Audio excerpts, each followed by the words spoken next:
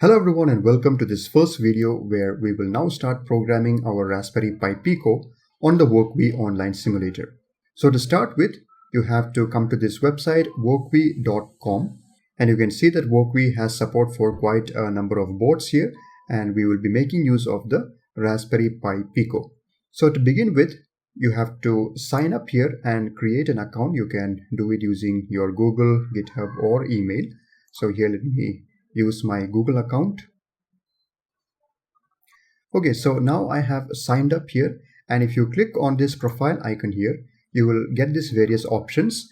And here let me go to my projects, and you can see that right now I do not have any projects created. So we will go ahead and create a new project by clicking on this new project button, and here we have to choose the board that we are interested in. So let's scroll down and let's look for our Raspberry Pi Pico. So here we have the Pi Pico boards, and there are two given here, Raspberry Pi Pico and the Raspberry Pi Pico W.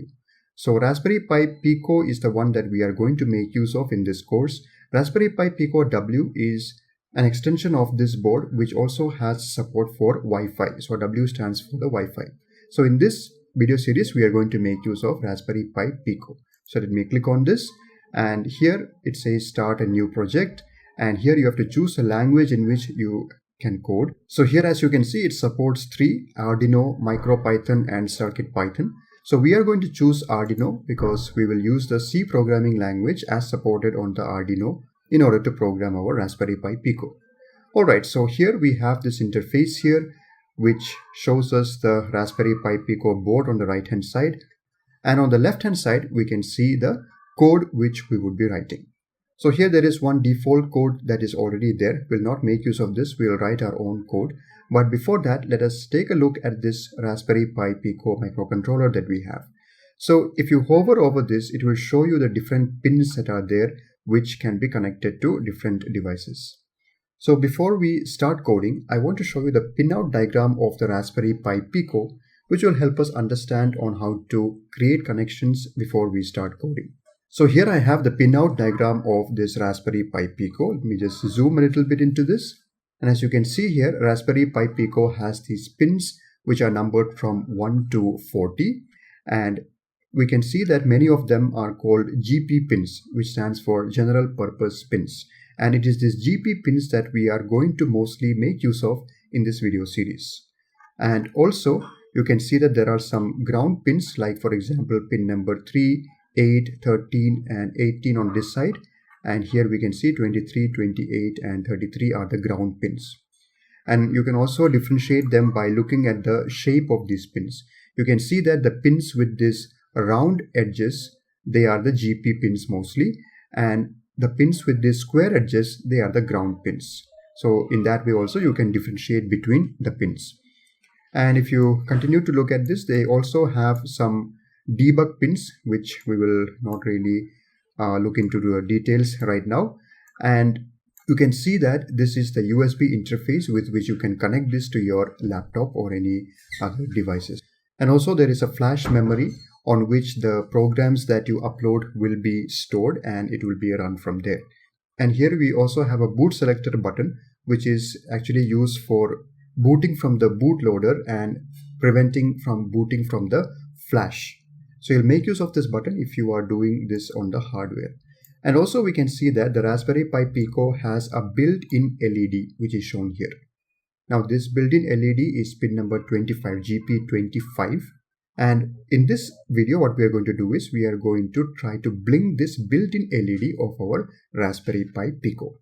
Okay, now let's go back to Wokwi. Okay, so coming back to the Wokwi simulator, here I have put the code for blinking the built-in LED of the Raspberry Pi Pico. I will explain this code. Before that, let me just save this code. Once you have written the code, you can click on the save button and you can give any name for the project. Let's call it blink built-in LED, and I will save it. And so you can see that the project is now saved. So now coming to the code, you can see that here we have two functions. One is known as the setup function and another one is known as the loop function. So we can see that the setup function has a return type void, which means it is not going to return anything. And what you do in this setup function is that whatever code that you want to run just once, that code we put it in the setup function. And in the loop function, we put the code that has to be run repeatedly. So for example, we want to blink the built-in LED of the Raspberry Pi Pico. So that means the LED has to turn on and off repeatedly. Only then we can achieve blinking. So that has to run in a loop. So whatever you put in this loop function will be running repeatedly. Okay, now coming back to the setup function, let us see what are the lines of code that we have written here. So we see that we have only one line of code here which says pin mode LED underscore built-in comma output. Now what this means is that we are setting the built-in LED of this Raspberry Pi as an output device. So an output device is used to give output. So here it is going to just turn on or turn off. So that is why we set it as an output device. So this is the syntax: PIN all in small letters and M in capital letter or uppercase and ODE, pin mode, and within parentheses we write in capital letters LED underscore built in. So this LED underscore built in is used to represent the built-in LED of the Raspberry Pi Pico.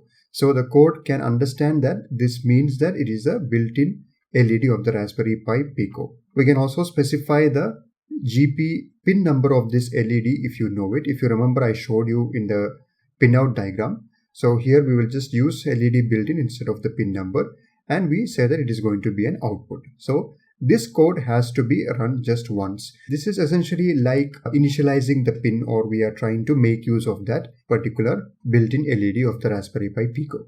Okay, now coming to the loop function, here we say digital write LED built-in high. Now what this does is it is going to turn on the built-in LED of our Raspberry Pi Pico. So this is the code for that: digital all in smaller case and W in uppercase and RITE in smaller case. So digital write and within parenthesis LED underscore built-in comma high. So when we say high, it means that we are turning it on. Now it has to turn on for a specific amount of time. So that is why we give a delay here. Now this delay tells that how long this should go on. So here we are giving a delay of 1000 milliseconds. So delay, and within parentheses we give the value which is specified in milliseconds. So 1000 milliseconds means 1 second. So that means this built-in LED of Raspberry Pi Pico here will stay on for 1 second. And after that it has to turn off. So we write the syntax for that: digital write LED built-in comma low. So what this will do is it will turn off the built-in LED of the Raspberry Pi Pico, and also we want to make it stay off for 1 second. So we give a delay of 1 second or 1000 milliseconds. Now let us see what this code will do. It is going to turn on the LED, and then it is going to stay on for 1 second. Then it is going to turn it off, and it is going to stay off for 1 second. And as we already said, this is written inside the loop function. So because of that, this will continue, or it will run repeatedly. So it will turn on, off, and again it will turn on, off, and that will go on and on and on.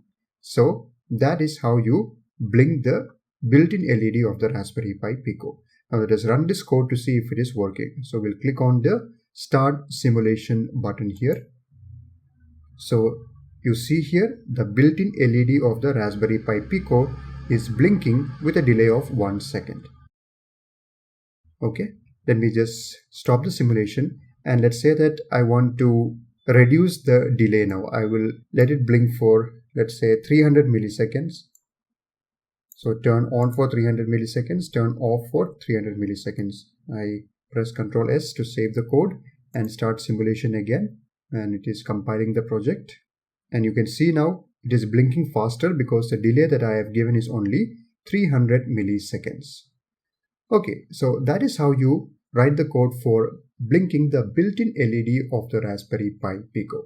So with this, I hope you have understood, or at least got an idea about how the Raspberry Pi Pico looks like, what are the pins available in it, and how to start writing the code in order to program the Raspberry Pi Pico. So essentially what happens is that when we write the code, if you're doing it on hardware, what actually happens on the hardware is that we'll be writing this code, and using the IDE, you will upload this code to this Raspberry Pi Pico. So where will it get stored? It will get stored on the flash memory of the Raspberry Pi Pico, and then it is going to run the code in that flash memory, and you'll be seeing whatever output is required.